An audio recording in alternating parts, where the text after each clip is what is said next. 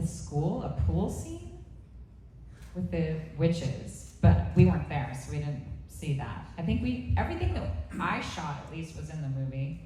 What about you guys? We were told that at one point when they were doing a screen, checking the movie to try to figure out what the audience thought, that they pulled our characters out completely. No. That it was just to see if it tested any different, and I guess Really? it didn't test the same, and so we're grateful that. Otherwise, we wouldn't have the puppets that we had. Put the bullies back in. No, They tested too well. Mick was saying that they brought the other writer, and he was more like the overall story. They brought the other writer who The kind of comedic writer, punched it up, The and that's where our characters came in, just as these. But the script itself went through dramatic change in It's true. theme and tone, and had much more, a horror concept in the early renditions. I remember the first, with our characters, we were smoking cigarettes, we had motorcycles. There was more of that. Yeah. Well, they don't That's do all that they did in was you gotta LA. buy. They're health conscious in LA. When you were brought on, or when they started talking to you, was it called Hocus Pocus, or were they calling it Halloween House then? Because it was originally supposed to be called Halloween House. When What? This is the first time I'm hearing a lot of No, stuff. I'm heard this. overwhelmed by the new information. I've heard this. I've heard Mick Garrison. Call it Garris. Yes, Mick Garris talk about this. But when I read the script or auditioned, it was Hocus Pocus. Okay, that's what I But thought the too. first edition was way more sinister. It's true. We for some reason I didn't get the newest draft when I was auditioning either. I got the old draft, but then once the sides came in, it was renamed. Started to Hocus change. Pocus. Yeah. Okay. Sides are like the scenes that you do. They're like the part that you take out of the script. It's called sides. Tobias, I have to ask because I am a huge John Hughes fan. When you were becoming Jay, was there any part of you that was channeling a little bit of Spicoli? Because every time there's moments in the scene that you're kind of a little bit, but like cooler and a little bit more sinister than Spicoli. No, I went to my schooling, there was no media. So I watched very few films and television growing up. And so I didn't even know who Spicoli was at that point. Yeah. Isn't that interesting? Yeah. Yeah. That's amazing. So what made you turn to film if it was something that you didn't really grow up with? He was young. He needed the money. Young, yeah. No, I Sorry. Hocus Pocus was my first audition. It's I had so been crazy. in theater in Santa Barbara, and a Disney scout had come to see this. They knew the director, yeah. And what was odd is the director, his name was Clark Sayre. He was friends with Kathy and Jimmy in Santa Barbara. Yeah, so they knew each other around about. Yeah, but that was the first, and I didn't answer your. So this will tie in. In terms of my favorite moment from the film, it was coming to Massachusetts because you guys had been here for a week or so. You kind of had the hotel in lock. I think you had already done the high school scene. And it was really exciting. This was like a first anything. And we have the limo ride. We show up that first day in the cemetery, which it was really cool for a teenager. You're shooting in a cemetery, and it was autumn in Massachusetts. And I remember it was kind of windy, and they brought in extra leaves for mood.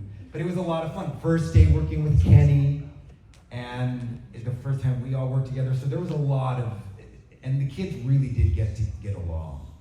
Sean Murray was in town. Thor was a little younger, but your sister was there. I remember really. I have that footage of I got behind the scenes footage of us all running around the hotel room. Omri came to the door. We're just playing. Just a bad idea Oh, yeah. to have A children bunch in of- a hotel. Just a bunch of bad ideas. Too much. I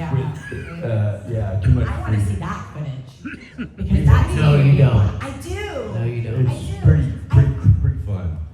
I feel like when you get to start at the ages that you guys started at, it's such a different experience than the people that move to Hollywood in their late teens or early 20s and they're working at restaurants and they're doing a bunch of auditions. Like you guys started at such a different age and had such a different experience in some ways than other actors. And I think that, how does that turn into where you are now? now I got a waiting job. I wait tables now.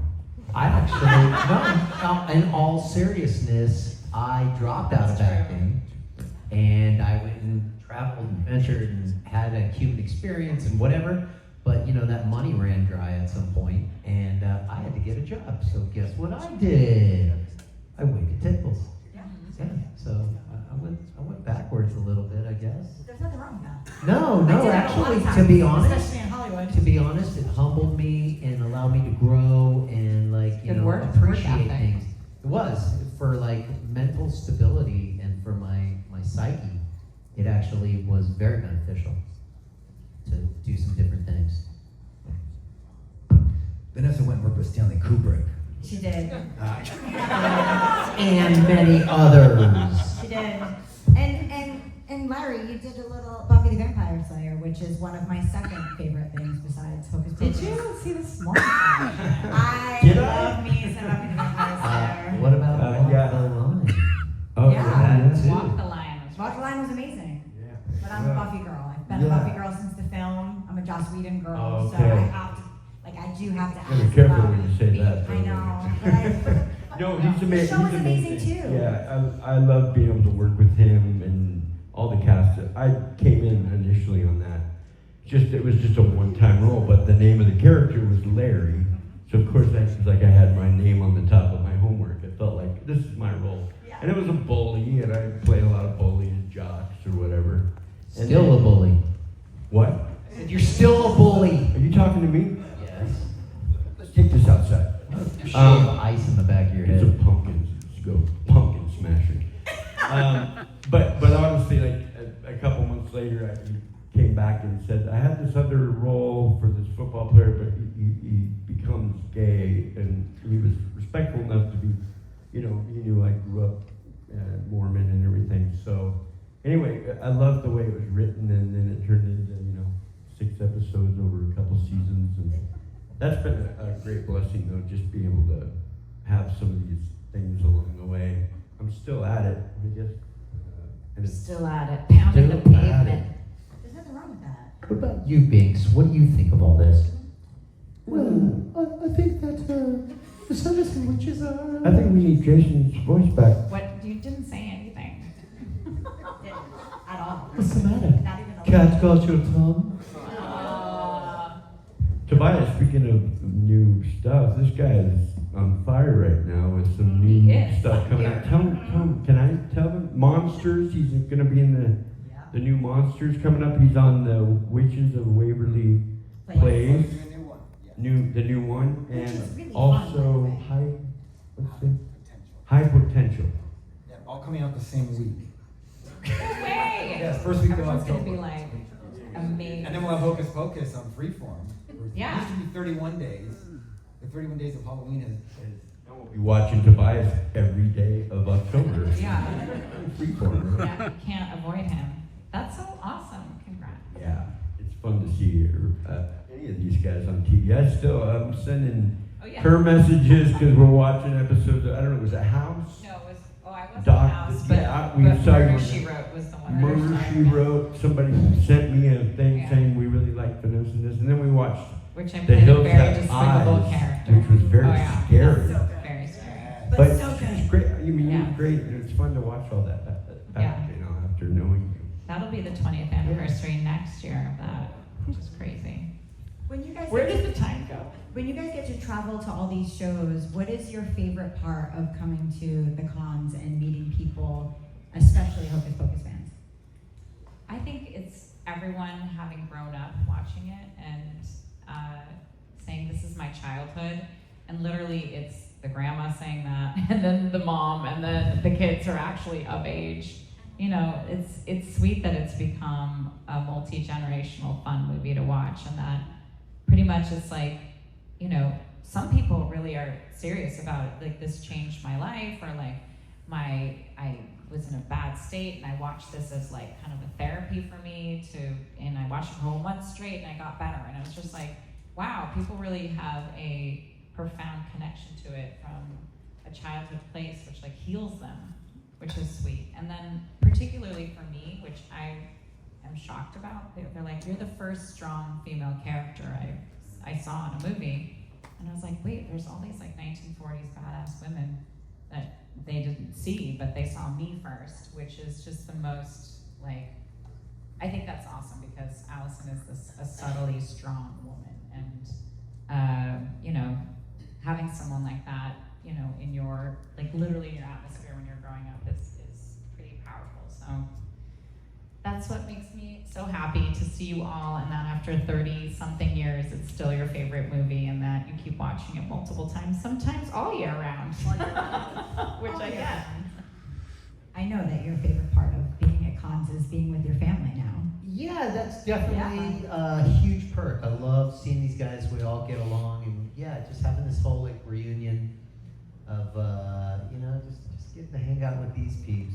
But you know, one thing I didn't really anticipate when I started doing the cons was really hearing these enlightening stories from fans. Not just about how much they, you know, love the movie, but like actually how it like inspired them in many ways, or helped them get through tough times, or whatever the case was like, I just did not expect any of that. And yeah, I was like, oh wow, I do have a heart, because listening to some of these stories really, Not you know, black would anymore. like catch me off guard. I'm like, no, It's warmed his heart, people. Yeah. Grew 2 sizes bigger that He's day. become, yeah, it's He's true. not, it's like the statue. of you David can in the have movie. empathy. That's amazing. You can't cry with another fan.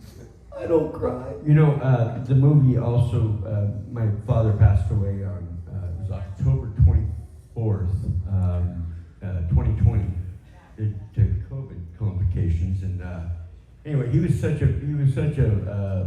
fan, and really always talked about me in the movies, and he'd go to his appointments. It was a financial planner, and it was part of, I think, what helped sell some of his insurance. So he would just, this is my son, do you ever see the movie, you know, walk by, whatever. And so when he passed away, it happened to be that the memorial service was on Halloween. And my sweet niece and her husband, they rented out the St. George movie theater later that night, and we all went and watched Hocus Pocus. Yeah. Oh my God. And so I saw it comforted, sorry to get emotional, but it comforted me in a way that I understand when you guys talk about this movie being something that just is familiar and nostalgic. And for me, it was like, I don't know, it's brought, like I said, not only just through grief, but now joy with my fiance and being able to have a family of my own. So with that said, we'd like to thank you all for coming out. Larry, thank you. We're going to pass around a bucket. You can go ahead and donate. Come back.